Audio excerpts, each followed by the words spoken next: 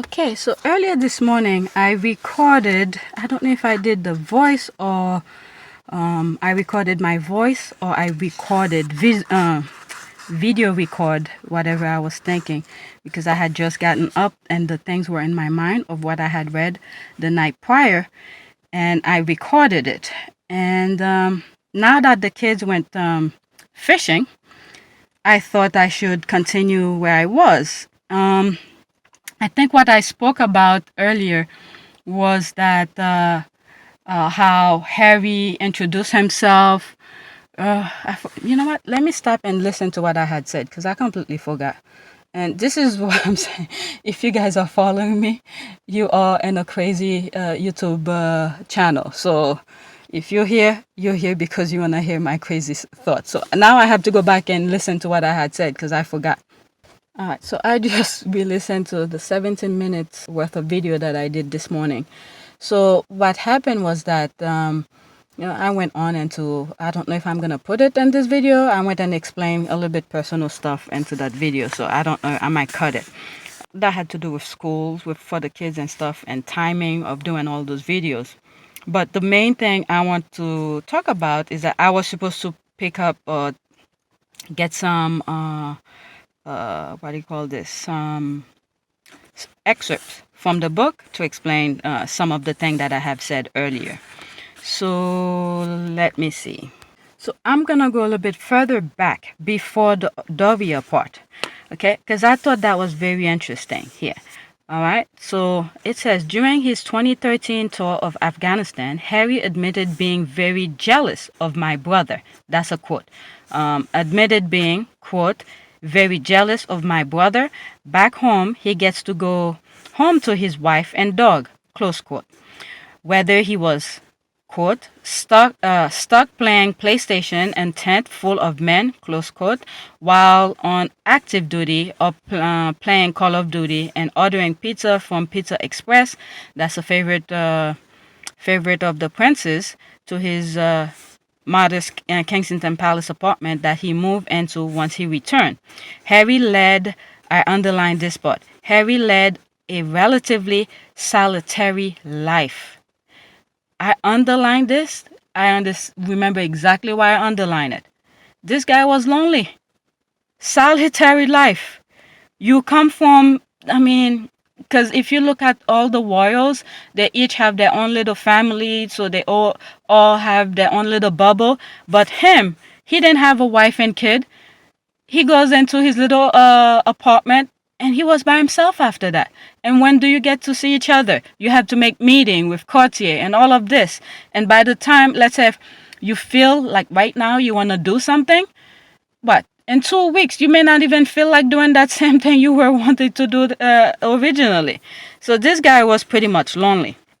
Okay, the book continues, said, his longing for his own family only grew as William and Kate expanded theirs with a second child after the birth of Princess Charlotte on May 2nd, 2015. I will say this kind of jealousy is not, I don't think is a hate kind of jealousy, what we are seeing right now. It's a kind of a jealousy sometimes, this is something you could do, but you haven't found the right person to do it with. That's the kind of jealousy. And I think again, a lot of things that I'm saying are just my humble opinion. Because I never spoke to Harry. He never told me his private life or anything like that.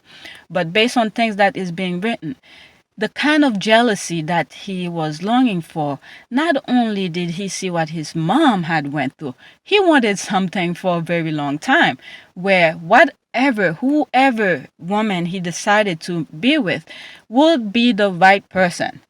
Look, they are right now, 2 years into their relationship. This, it's still fresh, okay? But I think this is the real deal. Based on the previous clip that I have said, where they met Doria and all of this, the deal, let's say you go to a meeting or interview kind of thing, and you tell your boss this is who you are, what you do, and kind of thing. That was the kind of meeting that they had with Doria.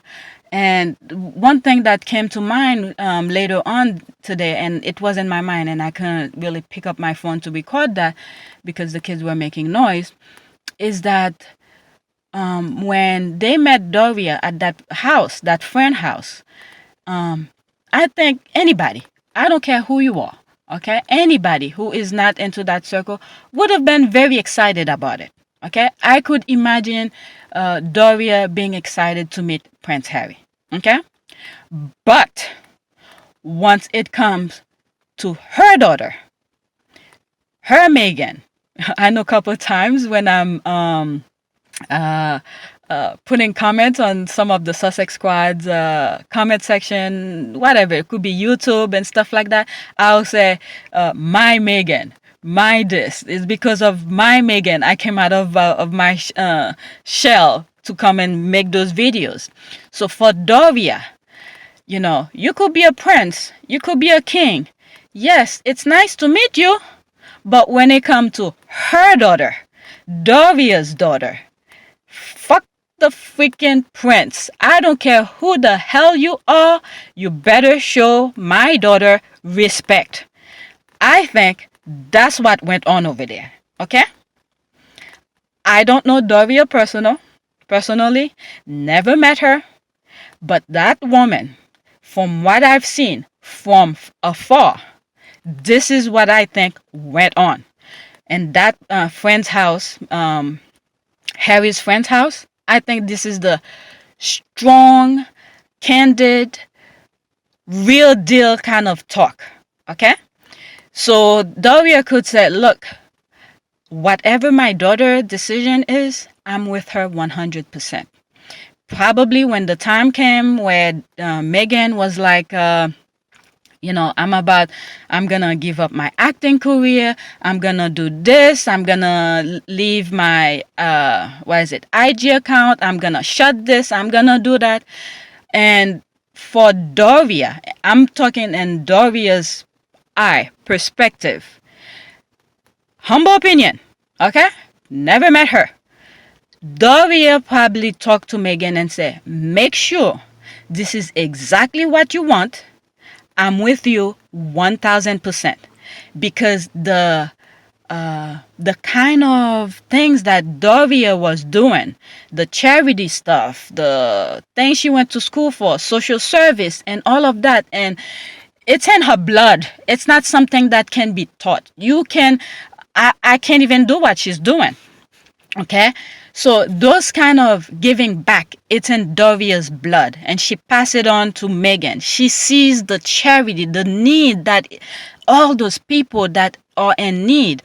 So the vision I think Doria saw with Prince Harry and the whatever conversation they had at that house, where Harry said, this is what I've been doing, this is what I would like to do, and that this is what I've already done, and sent to Bali, the things for AIDS, and this and that. These are the kind of thing that Harry present to Doria and Meghan. Not material stuff. Oh, I have this car, I have this house, I have this palace, I have that. These are the things that pretty much caught Meghan's attention. That's probably caught Doria's attention. And Doria probably told Meghan, look, if you're gonna be with that prince, I'm with you 1000%. Because the vision that I see ahead will be worth more than just giving this thing up. So this is where the meeting, the plan, the action were to be taken. That's what I think. So I will be continue. I don't know if I'm going to cut this because some people don't like long videos, but this is what I think. Prince Harry impressed Doria with these things, this kind of wording. And this is why Prince Harry gave up all of this. He meant what he said and he stuck with what he said. And Meghan, and not only that, Harry saw Meghan give everything. The kind of life he always wanted, where they go out and discreet and all of this, he wanted that. But he couldn't because of his position. So knowing this is what she gave up, and then the British media were trashing her. And you could see on that last meeting, that last clip that he did, where he spoke about the plan, what went on with his family and stuff like that, where he gave up everything and stuff like that, and Meghan is still the same woman that he saw when he first met, and she still is, some kind of thing. I probably will put the clip. I'm talking BS right now. I don't want to misquote him.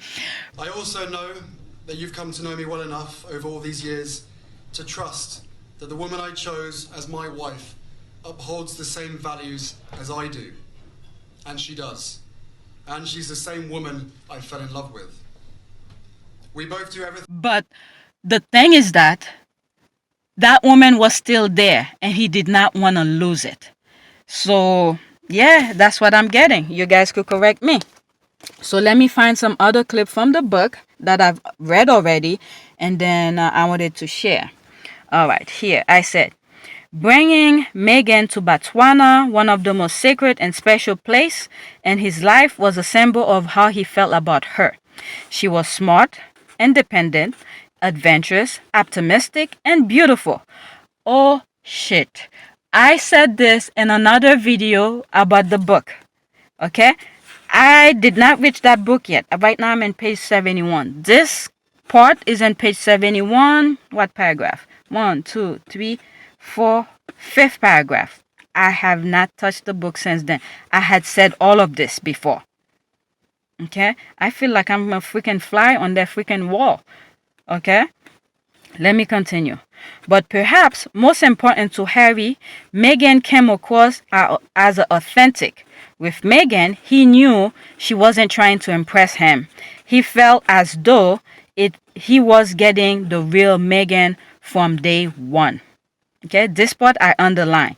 He felt as though he was getting the real Meghan from day one. Okay, the thing continue. Okay, I skipped a couple. Okay, here. Okay, just 3 months into their relationship, a Meghan pal said they had already begun swapping their words, "I love you," end quote. It was Harry who said the three little, who said 3 little words. I guess this is missing. It was Harry who said the 3 little but very loaded words. Okay, it was meant to say. Okay, but very loaded words first. But Meghan immediately replied, "I love you too," close quote. From there, it didn't take long for them to begin talking in non-oblique terms about their future. Okay, so he saw the real deal, and he saw this is what he wanted, and he's like, I'm not fucking around. I better make sure I got this woman before somebody swap her right under me. And the thing is, sometimes when I think about it, is I don't want to bring him into the mix here because he had moved on, and Meghan definitely have moved on. Is the ex of,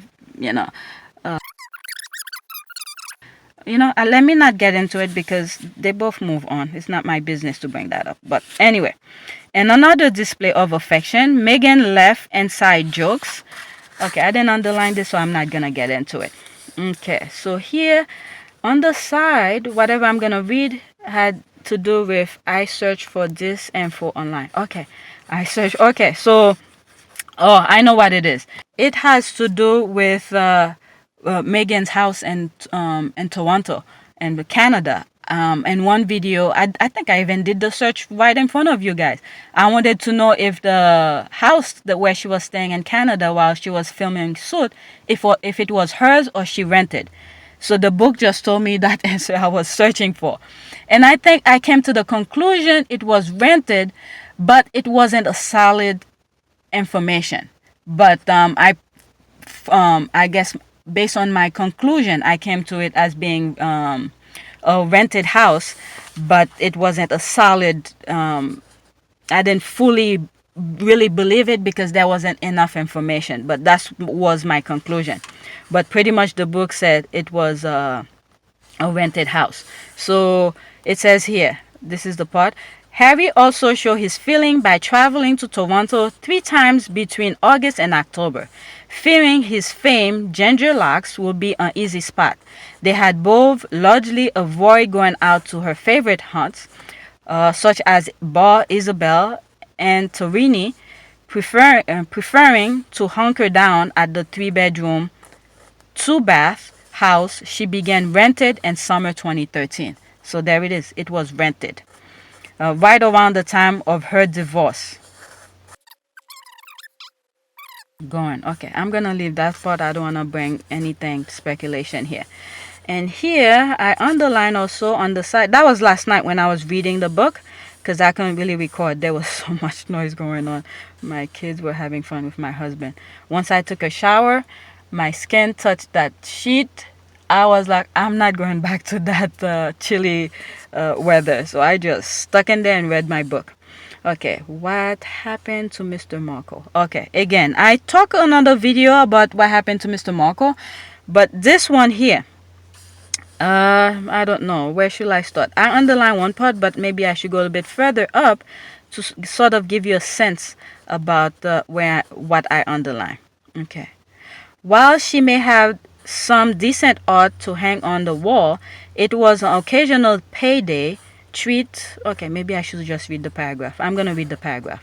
When Meghan moved in, that's the rental house, it was the largest place she had ever had to herself and to furnish. Okay, Meghan decorated like she dressed.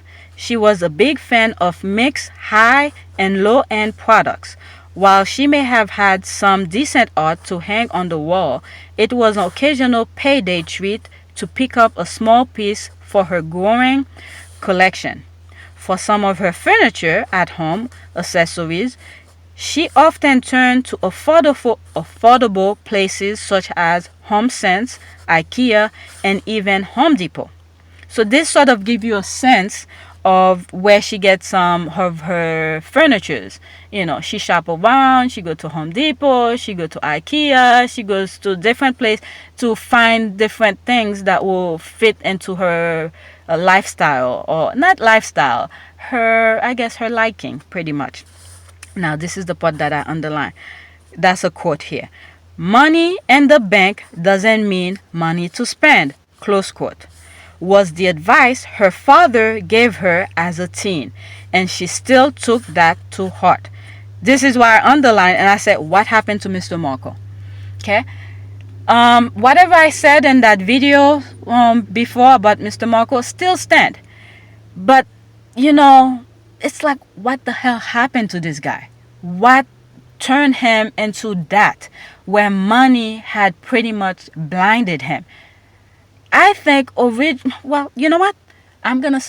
If you want to know what I said about Mr. Markle, go back to that video. I don't even know what I call it.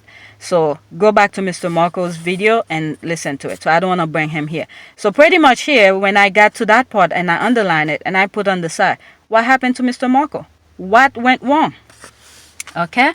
So here, that was on page 72. Now, page 73, here on page 73, the last paragraph of that page, and my mark was Canadians are the best. That's what I put. So I'm going to read that paragraph that it continues onto page, oh shit, I underline a lot of stuff, to page 74. All right, so here, you know what? This is going to be on another video. That's it for this part. And then when I get to Doria's part again, it will be another video. All right, so I'll stop now.